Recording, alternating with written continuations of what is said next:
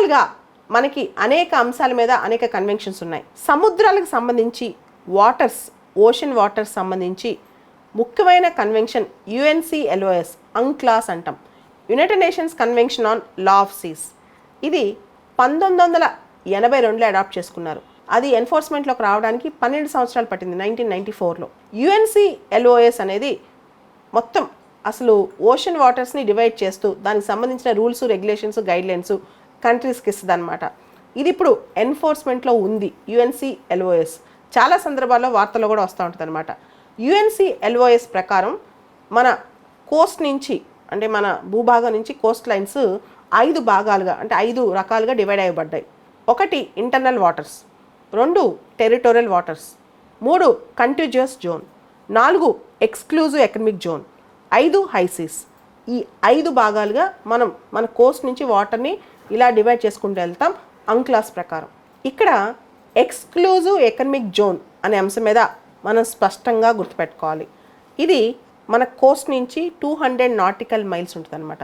200 nautical miles, ఈ మొత్తం 200 nautical miles లోపల మనం ఎకనమిక్ యాక్టివిటీస్ క్యారీ చేసుకోవచ్చు. ఈ పేరులోనే ఎక్స్క్లూజివ్ ఎకనమిక్ జోన్ ఉంది కదా, అంటే ఎకనమిక్ యాక్టివిటీస్ ఇక్కడ దీని లోపల మనం క్యారీ చేసుకోవచ్చు అనమాట. అంటే అక్కడున్న మినరల్స్ కానీ, దాని లోపల ఉన్న ఎలాంటి living and non living beings పైన, దానికి సంబంధించిన అన్ని oil and natural gas exploration, ఇవన్నీ కూడా మనం యాక్టివిటీస్ చేసుకోవచ్చు అప్ టు 200 నాటికల్ మైల్స్ అనమాట. దీన్నే మనం ఎక్స్క్లూజివ్ ఎకనమిక్ జోన్ అంటాం. ఇంటర్నేషనల్ లా ప్రకారం ఎక్స్క్లూజివ్ ఎకనమిక్ జోన్ లోపల ఆర్టిఫిషియల్ ఐలాండ్స్ని క్రియేట్ చేసుకోవచ్చు, తర్వాత ఒక స్ట్రక్చర్స్ని ఇన్స్టలేషన్ చేసుకోవచ్చు, రీసెర్చ్ చేసుకోవచ్చు, దాని లోపల సైంటిఫిక్ రీసెర్చ్ ఈ ప్రాంతంలో వితిన్ 200 నాటికల్ మైల్స్ చేసుకోవచ్చు. మ్యారిటైమ్ బయోడైవర్సిటీ కానీ, మ్యారిటైమ్ ఎన్విరాన్మెంట్ కానీ EEZ లోపల ప్రిజర్వ్ కూడా చేసుకోవచ్చు. ఇదంతా కూడా ఆ దేశానికి హక్కు ఉంటుంది అనమాట, వితిన్ 200 నాటికల్ మైల్స్. అందుకే దీన్ని EEZ అంటాం, ఎక్స్క్లూజివ్ ఎకనమిక్ జోన్. అయితే ఎక్స్క్లూజివ్ ఎకనమిక్ జోన్ రైట్ ఉన్నంత మాత్రాన ఇతర దేశాల నౌకలను, షిప్స్ను అలో చేయకూడదని ఏం లేదు. ఇన్నోసెంట్ ప్యాసేజ్, ఈవెన్ టెరిటోరియల్ వాటర్స్లో కూడా ఇన్నోసెంట్ ప్యాసేజ్ని అలో చేస్తారు. దాంతోపాటు EEZ పైన ఎయిర్ స్పేస్ కూడా ఓపెన్ అనమాట, అది కూడా సోవరిన్ రైట్స్ కిందకి రాదు. కానీ సముద్రం లోపల EEZ ఏరియాలో లోపల ఓషన్ లోపల ఎక్స్ప్లోరేషన్ యాక్టివిటీస్ ఎక్స్క్లూజివ్ రైట్ ఏ కోస్టల్ కంట్రీ ఉంటాయో ఆ కంట్రీకి 200 నాటికల్ మైల్స్ వరకు ఉంటాయి. ఇంతవరకు మనం ఇక్కడ దీన్ని అర్థం చేసుకోవాలి. ఈవెన్ కొన్నిసార్లు ఎక్స్క్లూజివ్ ఎకనమిక్ జోన్స్లో వేరే కంట్రీస్ లోపల కేబుల్స్ కానీ, పైప్ లైన్స్ కానీ, ఇంటర్నెట్ యాక్టివిటీస్ కానీ ఇట్లాంటి వేరే కంట్రీస్ మనం క్యారీ ఫార్వర్డ్ చేసుకోవచ్చు, దానికి అబ్జెక్షన్ ఏమి ఉండదు. 200 నాటికల్ మైల్స్ దాటి ఉండే ప్రాంతాన్ని హై సీస్ అంటారు. ప్రపంచంలో మహాసముద్రాలు అంటారు. దాదాపు ప్రపంచంలో ఉన్న సముద్రాల్లో 2/3 వంతు మహాసముద్రాలే, హైసీసే. ఈ హైసీస్ ప్రపంచం మొత్తం గ్లోబల్ కామన్ అనమాట, అందరి సొత్తు, ఏ ఒక్క దేశం యొక్క సొత్తు కాదనమాట. సో ఎక్స్క్లూజివ్ ఎకనమిక్ జోన్స్ ప్రతి దేశం యొక్క EEZ దాటిన తర్వాత వచ్చే హైసీస్ అంటాం. రీసెంట్గా 2023లో హైసీస్కి సంబంధించి, మహాసముద్రాలకు సంబంధించి ఒక ట్రీటీ చేశారు.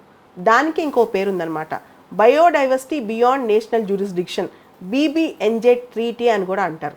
అంటే ఎక్స్క్లూజివ్ ఎకనమిక్ జోన్ దాటేసిన తర్వాత బియాండ్ ఎక్స్క్లూజివ్ ఎకనమిక్ జోన్ ఆ సముద్రాల లోపలున్న బయోడైవర్సిటీ కావచ్చు, ఆ సముద్రాల లోపలున్న మిగతా జీవరాశిని కావచ్చు, ఏదైనా సరే ఎలా కాపాడాలి అనే అంశం మీద ప్రొటెక్షన్ అండ్ సస్టైనబుల్ యూజ్, వాటిని కాపాడటం, సుస్థిరంగా వాటిని జాగ్రత్తగా వాడుకోవటం, ఇవన్నీ అనమాట.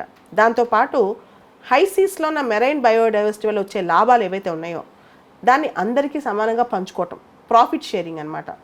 అంతకుమించి 2022 కన్వెన్షన్ ఆన్ బయోడైవర్సిటీ సంబంధించి COP15 సదస్సు జరిగింది. దానిలో Kunming Montreal global biodiversity network అనే కాన్సెప్ట్లో ఒక మాట చెప్పారు, 2030 కల్లా మెరైన్ బయోడైవర్సిటీ 30% కాపాడబోతున్నామని చెప్పి. 30/30 అని గుర్తుపెట్టుకోండి. 2030 కల్లా మెరైన్ బయోడైవర్సిటీ 30% కాపాడుతున్నామని చెప్పి. సో మెరైన్ బయోడైవర్సిటీ 30% కాపాడాలి అంటే ప్రధానంగా మనం దీనికి సంబంధించిన ఒక ఒప్పందం ఉండాలి, కంట్రీస్ అనేది దగ్గరకు రావాలి. అదే ఈ హైసీస్ ట్రీటీ అనమాట. ఈ హైసీస్ ట్రీటీలో ఇంకొక కాన్సెప్ట్ కూడా ఉంది, ఎన్విరాన్మెంటల్ ఇంపాక్ట్ అసెస్మెంట్.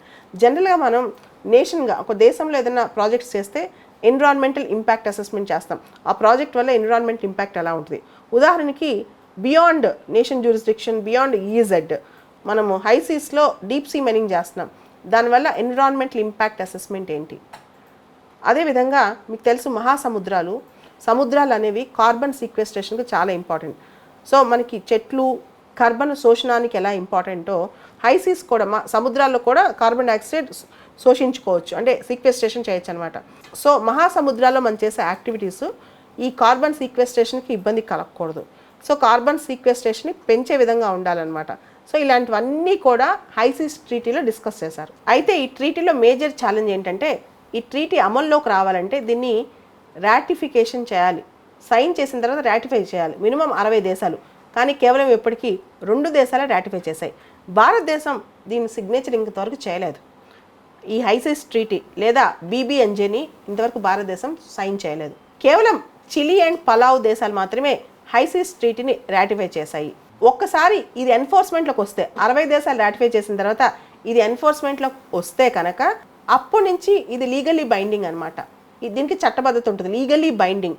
కానీ నిపుణుల అభిప్రాయం ప్రకారం ఇది ఎన్ఫోర్స్మెంట్లోకి రావడానికి చాలా టైం పడుతుంది. కారణం మీరు చూస్తే UNCLOS 1982లో చేస్తే అది ఎన్ఫోర్స్మెంట్లోకి రావడానికి 12 సంవత్సరాలు పట్టింది 1994లో. ఇది 2023లో చేశారు. కనీసం 2025లో వచ్చిన మనకి 30/30 అంటే 2030 కల్లా 30% సముద్రంలో ఉన్న జీవ వైవిధ్యాన్ని కాపాడటానికి ఛాన్స్ ఉంటుంది. కానీ 2025కి ఇది ఎన్ఫోర్స్మెంట్లోకి రాగలదా, వస్తుందా? ఇదే పెద్ద క్వశ్చన్ అనమాట. United Nations convention on law of seas UNCLOS ఒక్కసారి అడాప్ట్ అయిన తర్వాత 1982లో అయిన తర్వాత అది ఎన్ఫోర్స్మెంట్లోకి రావడానికి 12 సంవత్సరాలు పట్టింది 1994లో. ఈ ట్రీటీ ప్రకారం మెరైన్ జెనెటిక్ రిసోర్సెస్ నుంచి వచ్చే బెనిఫిట్స్ అందరికీ షేర్ చేయాలి. దాంతోపాటు ప్లాంట్స్, ఎనిమల్స్, మైక్రోబ్స్ ఏదైతే మెరైన్ బయోడైవర్సిటీ రీసెర్చ్ నుంచి వస్తాయో వాటికి సంబంధించిన రీసెర్చ్ కానీ వాటికి సంబంధించిన బెనిఫిట్స్ కానీ ఏదైనా జరిగినప్పుడు దాని లాభం అందరికీ చేకూరేలా చూడాలి. ఈ హైసీస్ ట్రీటీ లేదా BBNJ biodiversity beyond national borders treaty ఇంకో ప్రపోజల్ కూడా చేస్తుంది. ఈ ట్రీటీ కింద COP రెగ్యులర్గా కండక్ట్ చేసి ఈ ట్రీటీ ఎలా అమల్లో చేస్తున్నారు, అమల్లోకి తీసుకొచ్చిన అంశం మీద రెగ్యులర్గా కాన్ఫరెన్సెస్ పెట్టి బయోడైవర్సిటీ రిలేటెడ్ విషయాలు హైలైట్ చేస్తూ బయోడైవర్సిటీ విషయంలో బెటర్ గవర్నెన్స్, మెరైన్ బయోడైవర్సిటీ విషయంలో బెటర్ గవర్నెన్స్ తీసుకురావడం దీని లక్ష్యంగా పెట్టుకుంటుంది. ఈ మొత్తం హైసీస్ ట్రీటీలో బీబీఎన్జేలో 4 కీలకమైన ఏరియాస్ ఉన్నాయి. Demarcation of marine protected areas, ఈ మెరైన్ ప్రొటెక్టెడ్ ఏరియాస్ని ప్రాపర్గా డిమార్కేట్ చేయటం. రెండోది marine genetic resources and equitable sharing of benefits of marine genetic resources. మూడోది environmental impact assessment on ocean related activities.